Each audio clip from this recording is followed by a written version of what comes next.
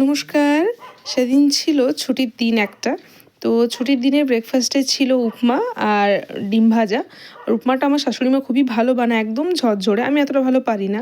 আর লাঞ্চের জন্যে সেদিন আমার শ্বশুরমশাই নিয়ে এসেছিল মাটন। আর শীতকাল মানেই মাঝে মধ্যে মাটন খাওয়া হবে। আর মাটনের সাথে অনেকটাই চর্বি এসেছিল। তো সেটা আমি সাইড করে রেখে দিলাম, কারণ মাংসের পিসের অনেকটা চর্বি ছিল, কারণ রেয়াজি খাসি ছিল। আর ওই মাটনের চর্বিটা দিয়ে পরে ঘুগনি খাওয়া হবে। আর আমি মাটনটা ম্যারিনেশন করার সময় একটু ধনেপাতা চাটনিটাও দিই শীতকালে, তো ওতে টেস্টটা একটু ইনহ্যান্স হয় আর কি। আর আমি কষিয়ে কষিয়ে রান্না করতে ভালোবাসি, যদি একটু হাতে সময় থাকে। তা না হলে তখন তাড়াহুড়োর মধ্যে থাকলে তো হয় না। তো যেহেতু সেদিন ছুটি ছিল, তাই একটু রসিয়ে কষিয়ে রান্না করছিলাম আর কি। তারপরেই দেখুন না কীরমভাবে মাংস থেকে তেলটা ছেড়েছে। এবার আমার শ্বশুরবাড়িতে একটু নরম মাংস খাওয়া হয়, মানে যে একদম সুসিদ্ধ।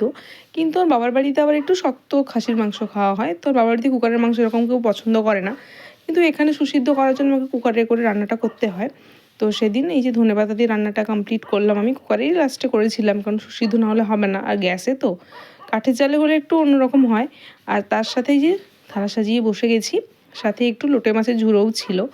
আর সত্যি বলতে খাসির ঝোলের আলু আর ঝোল, সাথে একটু কাঁচা লঙ্কা লেবু ডলে পেঁয়াজ দিয়ে খেতে আমার যে কি ভালো লাগে কি বলবো। এই যে দেখুন, যেই বললাম স্বর্গসুখের গ্রাস তৈরি করছি আমি। এই যে লঙ্কাটা ডলে ঝোলের সাথে আলু দিয়ে ভাতটা মেখে একটা কাঁচা পেঁয়াজ দিয়ে এই যে গ্রাসটা, উফ, তৃপ্তি এতেই আসে। আর সত্যি বলতে দুপুরবেলা এত রসে কষে রান্না করার পরে রাত্রিবেলা কিছু রান্না করতে আমার সেরকম ভালো লাগছিল না। সেই জন্যই যে কুকারে করে একটা ফাঁকিবাজি রান্না করে ফেলেছি। চাল ডাল সবজি সব একসাথে দিয়ে একটা ওয়ান পট মিল খিচুড়ি আর কি। ছোটোবেলায় স্কুলে যাওয়ার সময় মাইটা, ছোটোবেলা না, ইভেন হাই স্কুলে যখন পড়তাম মাইটা খুব বানিয়ে দিত আমাদের। আর খেতে খুব ভালোও লাগতো। সবসময় খিচুড়ি যে মশলা দিয়ে বানাতে হবে তেমন নয়। তো কখনো সময় পেলে এরমভাবে একটু খিচুড়ি বানিয়ে খেয়ে দেখবেন, খুব সুন্দর খেতে লাগে এটা। আর শীতকাল মানে তো অনেক সবজি। এই যে দেখেছেন খিচুড়িটা, তো শেষে একটু ঘি দিলাম আর কি।